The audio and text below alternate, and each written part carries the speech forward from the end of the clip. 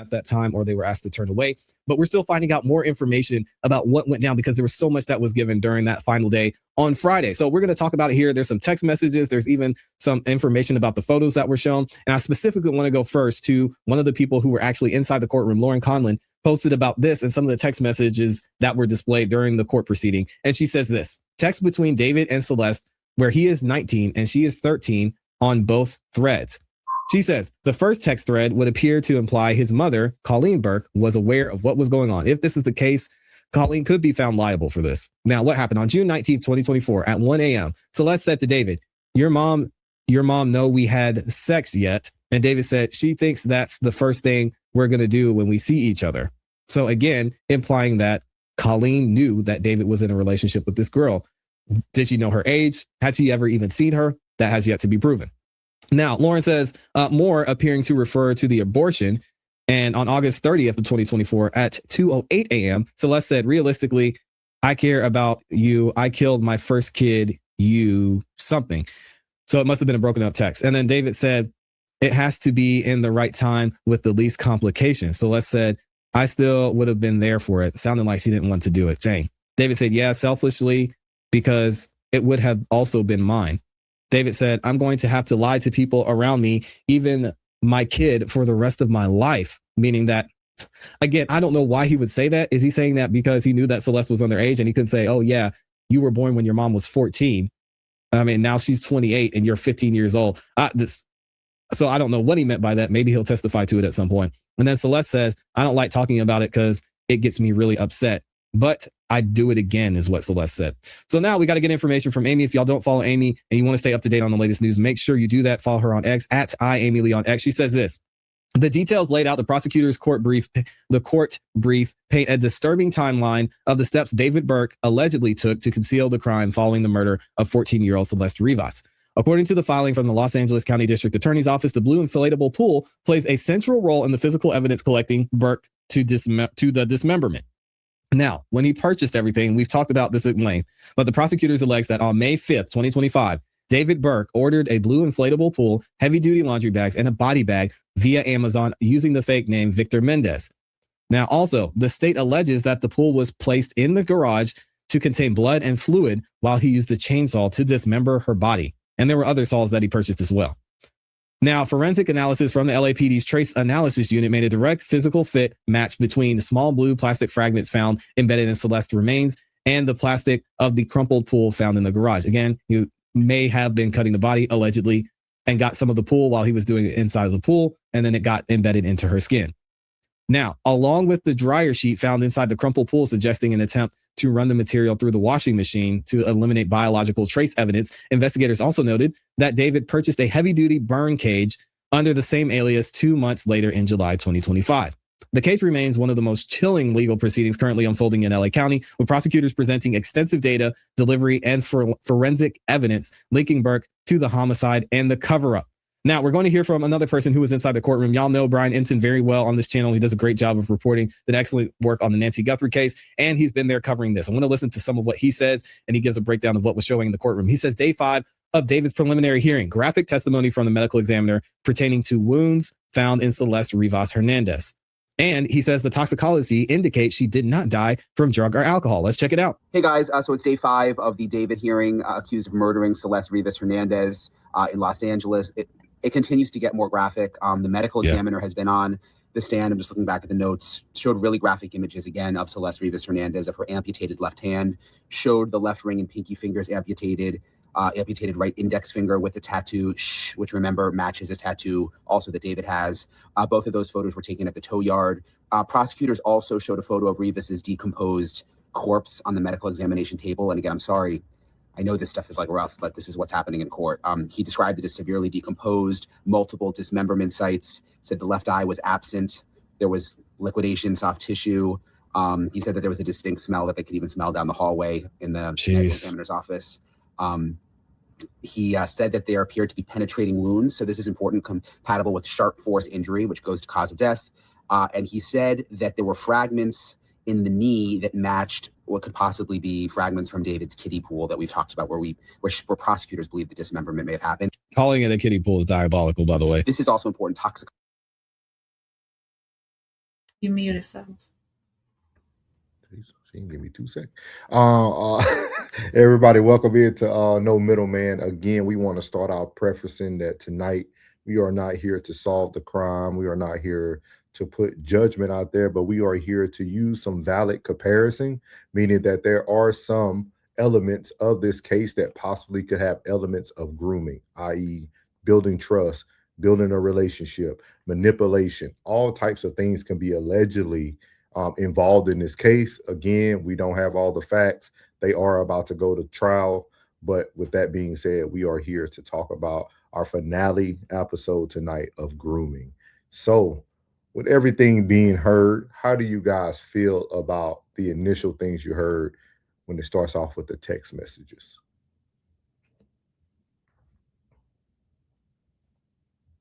You want me to go, Rain? Go ahead, bro. I start. If not anything, you finna get statutory. You finna get statutory, without a doubt. But with that, just that evidence alone, that connects him to that young lady. We ain't posting no judgment, right? No, we I wanted to hear what you had to say, and then I want to hear how the building of trust, right? When you look at those text messages, he didn't only build trust in that young lady, he built trust possibly in his mom. Yes. So really want to have this conversation. I think it's a deep conversation about grooming, or allegedly could be forms of grooming, and how these things could actually start bringing other people in too. You know what I mean? We don't ever think about the other people who are clearly becoming innocent bystanders or casualties of the war, as we would say. What's your guys' thoughts on that? And you can give your opinion on it too, Plug, as well. No, well, if I have to give my opinion, he going to prison for a long time. On something. Yeah, on something. If it's gonna be, if it's not anything, he going for statutory. Because they just admitted to putting a baby in that little girl. Like, man, he threw. That's all I can say. He done for. He cooked, fork in him, whatever. Like, why are we going to trial? Why are we going to trial? I mean, they gonna present all that evidence, boy. It'd be like, what is lawyer gonna say? His lawyer been patting him on the back and caressing him on the back. Yeah, throughout the whole trial. Yeah, because he getting a bag for this. I'm wondering how much he cost an hour. I think it's a white female. Oh yeah, not that race. What? Not that race matters, but that does matter. With that does matter. Now now we're not saying race matters, but that matters. Yeah, that says a lot. I think I read somewhere where she was, patting him on his back. Yeah, type deal. Now I will say, in reference to the conversation we having about grooming, obviously she trusted him very well, because not only did she say that, so she did say that she was pregnant by him. Mm-hmm. Okay, and she ended up going through with, we're not gonna say the word, going through with terminating the pregnancy. But in doing so, she said, and she would do it again. Did I listen correctly? Yes. So she said she would do it again. Yeah, she said she would, and she would do it again. So that right there shows you how much trust she had in him. She was that comfortable to, one, not only get pregnant by him, but and terminate the pregnancy, but also do it again if it should happen again. So that level of trust, being able to protect him in a sense at this time before it led up to her unaliving, showed, I mean, he had to do some type of grooming. I'm assuming, that's just my assumption with it, because she trusted him that much, and not only that, but her, with his mom knowing what was going down as well. How can she? I don't even see how she could tell her, oh yeah, this is okay. Man, you know, Rain, remember what we talked about? I always dated up. Yeah. Because, you know, like I told you, like my brother got 4 years on me. He's 4 years older than me. And around 13, 14, I was hanging around with him and his partners, which was probably a little bit older than him. You know what I mean? At the time. And I acquired a lot of game for a young man. And it was this little girl that had that was crushing on Plug, you know what I mean? And I could truly see how the not even manipulation, just how strong, just that, when you young and somebody just a year or two older than you, you know what I mean? How easily you can just fall into that trap, any trap, just easily. Especially if they know what they're talking about, and you assume they know what they're talking about. It seem like they know what they're talking about, yeah. Yeah, you know what I'm saying? Like, that's why I was like, it was too easy. You know what I'm saying? Like, it was too easy. Especially when you're trying to holler at, a 16, 17-year-old that's a little more seasoned than you. And just to see that one that's just a year under you, too easy. And it seemed, and it makes you, unless you got a power fetish, you know what I mean? It makes you feel uncomfortable. You know what I'm saying? How like, dang, I get her to do whatever I want her to do. You know what I'm saying? And it's like, you either take advantage of that or you stray away from that.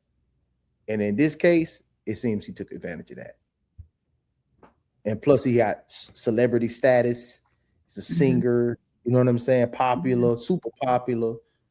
And then boom.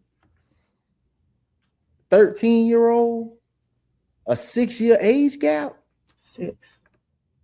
Dangerous. Barely 13. You barely what? 8th grade, 7th grade, 8th grade. That's 8th grade. 8th grade. That's 8th grade, bro. You ain't even dealing with a high schooler. That's trash. Could we also say that they both almost fail to trust, right? So for those who are following the case, there was other messages that came out that stated the day after he was at Coachella concert, and he was actually with another woman. And that's when everything kind of fell apart. When he was at Coachella, it was rumors that he was out, he said he was trying to get the young lady some tickets, whatever. And I'm paraphrasing, guys. I could be missing points. I'm just trying to give a quick explanation. He's giving that, and then she starts to, message him and tells him that she's gonna tell everyone. Yeah. So we're talking about trust tonight, right? So could trust can lead to grooming, but could trust also, once broken, lead to these outcomes? Could both people be grooming each other no matter how the grooming started?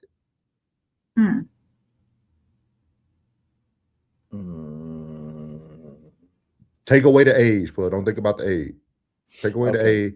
Take away the age. Just think about two people building trust. Yeah.